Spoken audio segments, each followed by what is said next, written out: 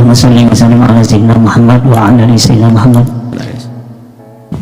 Ya, semoga panjang umur dan ilmunya berkah. Semoga Allah Subhanahu wa taala memberi kemudahan di dalam perjuangannya. Amin ya rabbal alamin. Begini Buya, ada yang bertanya kepada saya. Katanya begini, saya tuh pengen baca Quran banyak, pengen baca Quran sampai tamat, sebulan tuh beberapa tamatan. Cuman saya katanya mau ambil air wudhunya itu susah. Kata ya enggak, ini kadang-kadang malas gitu. Jadi saya tuh pengennya tuh baca Quran, jadi ternyata dia baca Quran terjemah. Jadi selalu membaca Quran terjemah. Pemahaman dia katanya nggak usah pakai wudhu juga boleh. Apakah betul seperti itu Buya? Terus orang tersebut ya maklum dianya tuh malas gitu, pengen sholat sunnah di dalam waktu sebelum sholat asar, dia punya air wudhu, dari air wudhu langsung masuk masjid, dia sholatnya diborong Buya, niatnya tuh niat sholat tahiyatul masjid, niat sholat syukur wudhu, niat sholat hajat, niat sholat istigharah. Jadi niat seperti itu mengambil pahala, itu hukumnya bagaimana? Mohon penjelasan. Sekian, terima kasih. Billahi taufiq wal hidayah. Assalamualaikum warahmatullahi wabarakatuh. Waalaikumsalam warahmatullahi wabarakatuh. Di dalam membaca Al-Quran, kelebihan Al-Quran dengan buku-buku yang lain, Al-Quran kitab suci, firman Allah. Di dalam baca Al-Quran, faham Anda atau tidak faham, Anda mendapatkan pahala. Kalau baca buku tidak faham, Anda sudah nggak dapat apa-apa. Kamu tidak faham, baca buku nggak faham, nggak tahu ini apa, bahasa apa, nggak faham. Tapi kalau baca Al-Quran, ini kelebihan daripada Al-Quran. Biarpun Anda tidak faham, maka Anda sudah mendapatkan pahala. Bahkan kadang diberi oleh Allah pemahaman yang unik. Tiba-tiba kuat imannya, tiba-tiba senang berderma, padahal dia tidak paham ayat mana yang menyuruh saya bersedekah tadi, tidak ada. Itu berkat Al-Quran, karena sudah berada di hatinya, sudah menguasai hatinya Al-Quran, sehingga hatinya mudah tertata. Jadi penting baca Al-Quran. Kemudian tingkat selanjutnya lebih tinggi adalah mentadabburi firman-firman Allah, merenung. Tentunya dengan merenung ini ada catatannya. Merenungi firman-firman Allah, berusaha untuk faham. Ya, berusaha untuk faham bisa saja kita mencoba membaca, mungkin Anda mengerti bahasa Arab, tapi di dalam Al-Quran ini ada beberapa hal yang tidak bisa difahami begitu saja oleh akal orang yang ngerti bahasa Arab, sehingga para ulama pun berbeda di dalam memahami. Ulama saja berbeda pendapat, bagaimana kita? Sehingga tetap harus menggabungkan dua hal. Tidak boleh malas berguru, tetap berguru, belajar, berguru tafsir, berguru tentang memahami Al-Quran. Dan yang diperintahkan oleh Allah ya mentadabburi. Dalam Al-Quran banyak riwayat untuk kita mentadabburi firman-firman Allah, merenungi firman-firman Allah, bukan hafalan. Hafalan tidak ada perintah kok, tapi hafalan mulia. Hafalan mulia.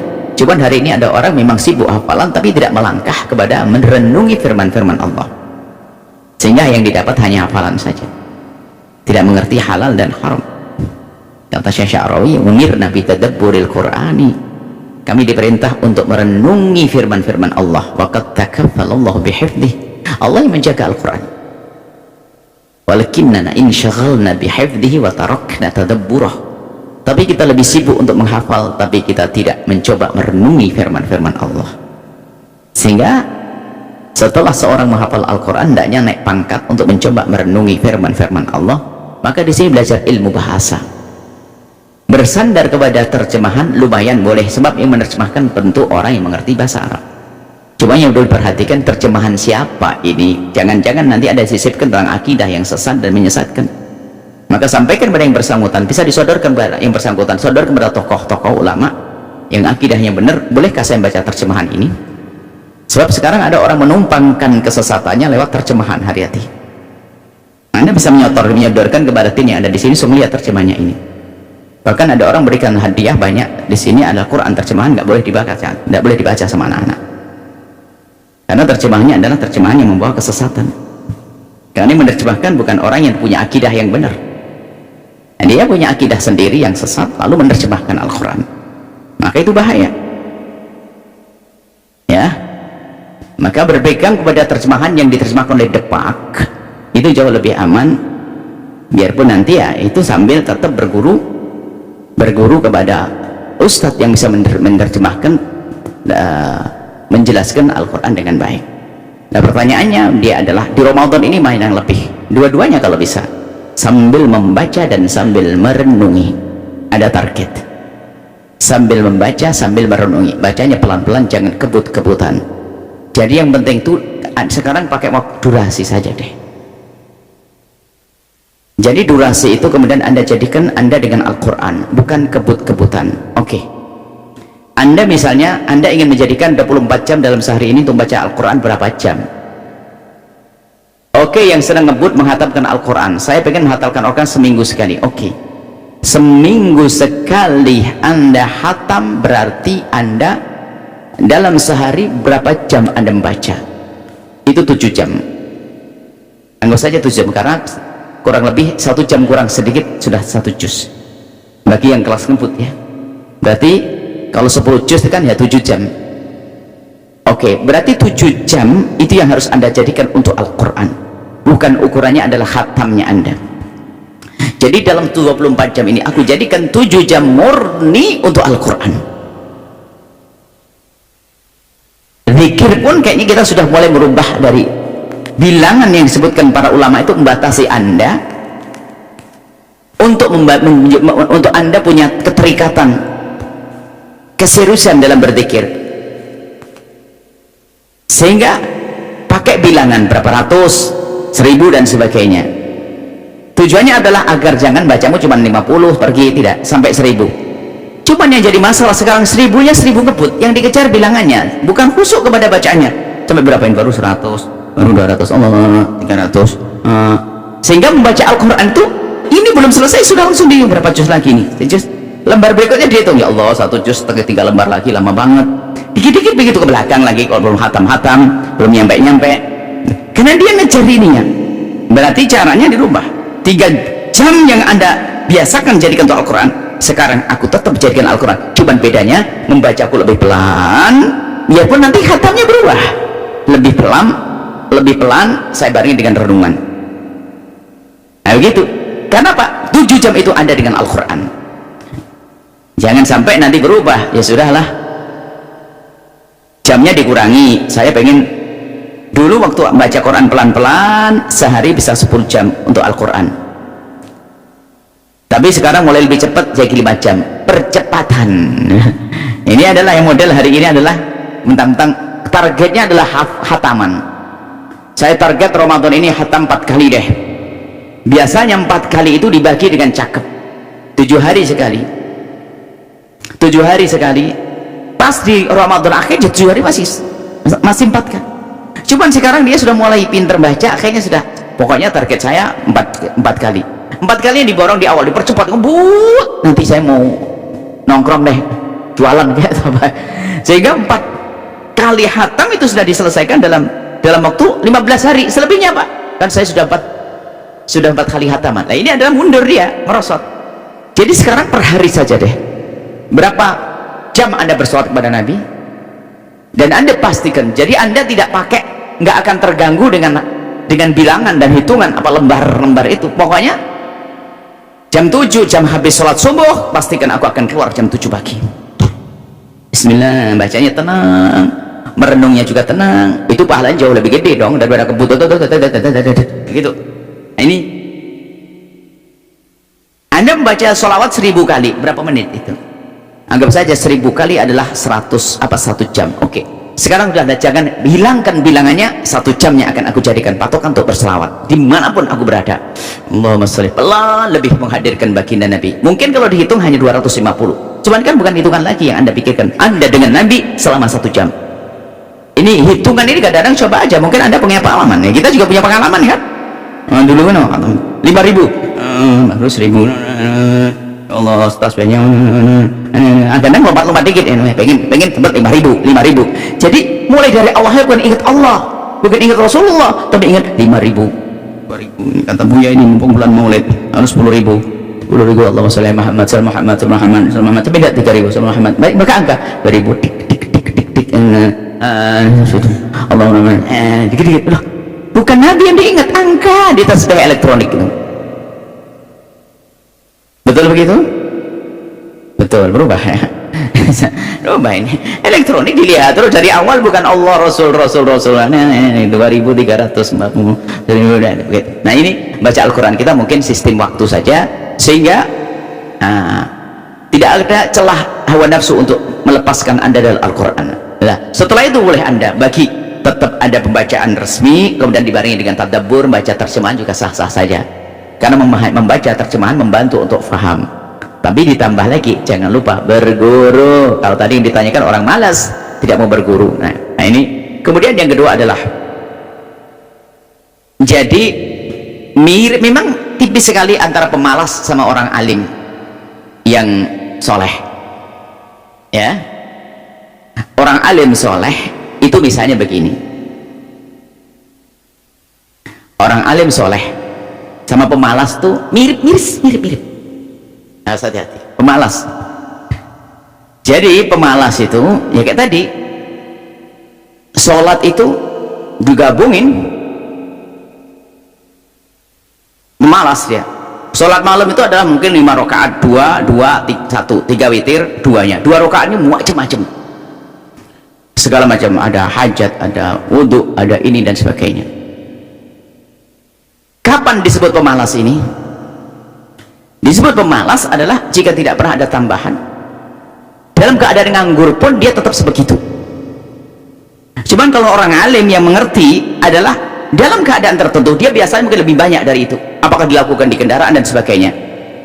Sehingga kalau malam itu dia misalnya, malam itu ya Allah, malam ini capek sekali saya, pulang dari bepergian dan sebagainya, kemudian ya Allah, saya hanya punya 5 rakaat. Akhirnya karena dia cerdas, cuman karena hari ini saya cuman 5, niat saya perbanyak. Dan boleh jadi niatnya sholat 2 rakaat, ada sholat wudhu, ada hajat, ada tahajud, ada istikharah, di double Allahu Akbar.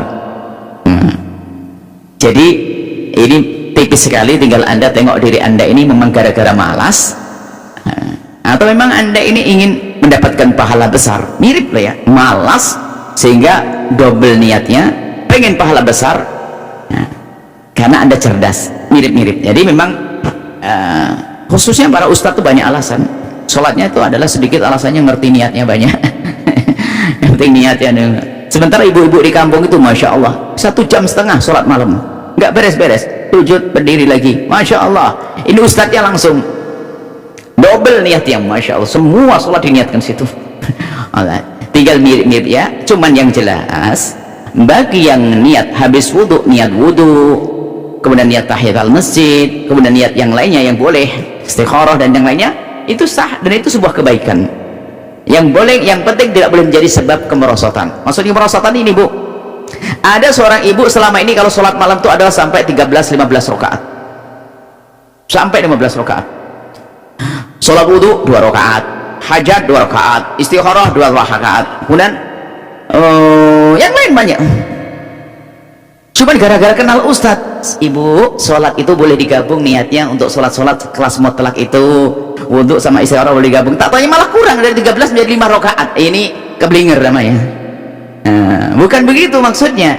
Dihadirkan boleh menggabungkan niat dengan niat itu adalah untuk mendapatkan pahala. Tetap kebiasaannya terwujud. Sudahlah, namanya sholat sama dengan sedekah. Anda selama ini sedekah untuk apa sih? Sedekah saya setiap minggu sedekah 100.000 saya masukkan ke masjid lillahi ta'ala. Bagus. Tinggal sekarang ibu tetap 100.000, cuma niatnya ditambah, saya niat sedekah ini adalah ke masjid untuk aku hadiahkan untuk ibuku pahalanya. Diniatkan juga semoga dengan sedekahku anakku jadi baik. Aku niatkan semoga sedekahku menjadi sebab aku bisa silaturahmi. Aku niatkan dengan sedekahku ini semoga Allah menutup aibku. Aku niatkan, loh, tiap 100.000 tetap. Bukan dikurangi 10.000 niatnya banyak. Kan katanya Buya, semakin banyak niatnya akan lebih gede pahalanya. Biar aku kurangi angkanya tapi niatnya aku berbanyak. Dari 100.000 jadi 10.000 tapi niatnya banyak. Keblinger ya. Lu bisa jadi begitu, karena apa? Sudah ngerti niat. Bayangkan, saya niat 100.000 tapi 10.000 dengan niat 10 kan kayak 100.000. Niat 10.000 sedekah, niatnya 10 kan kayak 100.000. Mending 10.000 niatnya 10. Ini salah paham ya. Itu saja insya Allah. Bagus, yang jelas tidak boleh kita jelekkan orang yang pengen membaca terjemahannya, jangan disalahkan juga. Akan tapi yuk kita tingkatkan sambil belajar kepada guru yang menggabungkan sholat-sholat sunnah seperti itu. Ya sah, bagus. Akan tapi ada aturannya. Sholat fardu nggak boleh digabung dengan sholat yang lainnya. Sholat sunnah ba'diyah qabliyah tidak boleh digabung dengan sholat yang lainnya. Yang boleh yang sekelas mutlak bu, wudu, istikharah, tahiyatul masjid dan sebagainya, itu boleh digabungkan dalam satu niat. Nah, ada itu kalau kembali kepada pelajaran sholat sunnah yang pernah kami hadirkan, di situ kami rinci. Tentunya tidak kami hadirkan di sini. Wallahu a'lam bishawab. Buya, selanjutnya dapat Tadi ada apa tadi? Memegang Quran, terjemah, malas wudu atau malas? Ada malas wudu. Malas wudu. Baik. Terjemahan Al-Quran, jadi ada disebut oleh para ulama, apakah terjemahan Al-Quran itu dianggap sebagai tafsir atau bukan? Jika Al-Quran dibareng-barengkan dengan tafsir itu adalah segala kalimat yang disusun untuk menjelaskan Al-Quran. Jika Al-Quran dibarengkan dengan tafsir, kemudian tafsirnya terbukti kalimatnya lebih banyak daripada Al-Qurannya, maka Al-Quran dipegang oleh orang yang tidak punya wudhu, maka tidak apa-apa, boleh. Cuman memang kelihatannya orang malas tadi itu ya, wudhu aja malas, padahal kalau berwudhu berlipat gandakan pahala. Jangan-jangan tuh ustadz yang tadi double sholatnya sudah malas wudhu, wudhu kok malas. Akan tapi jika tafsirnya itu adalah sebanding sama dengan Al-Quran, maka hanya tafsir lafziyah, tafsir menjelaskan tentang lafadznya, la raiba la syakka, berarti kan sama seperti itu, hanya memahamkan tentang makna-makna makna-makna lafzi harfi, maka itu bukan sebuah tafsir, maka tetap saja diharamkan bagi orang yang punya hadas untuk menyentuhnya. Tapi sama terjemahan, jika ternyata di dalam terjemahannya itu juga letterlock, terjemahan lafzi, maka itu belum dianggap sebagai tafsir. Tapi kalau sudah terjemahannya itu adalah sudah ditambahi dengan penjelasan-penjelasan, maka itu disebut sebagai tafsir. Nah, selagi terjemahannya bukan letterlock, bukan terjemahan harfi lafzi tadi, tapi sudah mengarah kepada penjabaran, ya, sekecil apapun ada penjabarannya. Dan setelah itu muncul dugaan dalam diri Anda bahwa terjemahan dan penjelasannya jauh lebih banyak daripada Al-Qurannya, maka di saat seperti itu boleh dia menyentuh Al-Quran dalam keadaan tidak punya wudhu. Yang jelas dia adalah pemalas wudhu. Bahkan kita himbau kepada siapapun untuk tetap punya wudhu dalam keadaan apapun, biarpun tidak membaca Al-Quran, biasa dengan wudhu.